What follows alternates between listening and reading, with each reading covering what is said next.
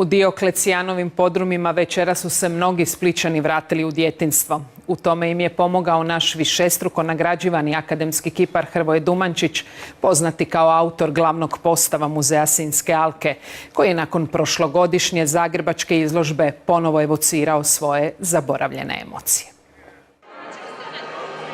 Neka osjećaj trave pod bosim nogama probudi dijete u vama.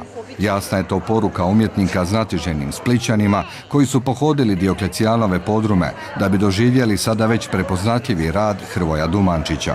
Naziv izložbe su Zaboravljene emocije, koje je dio mog doktorskog istraživanja, gdje sam uzeo konja za njihanje kao jedan simbol kroz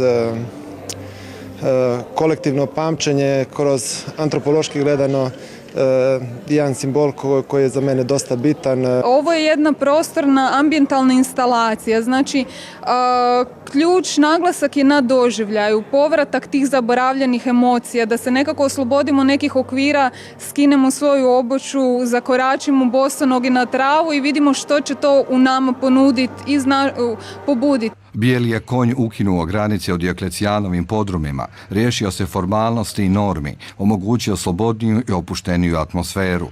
Dumančić, za kojeg struka kaže da se ne povodi trendovima umjetnosti, nego samo unutarnjom vokacijom i veseljem, ostao je vjeran konju kao vječnoj inspiraciji klasične ljepote.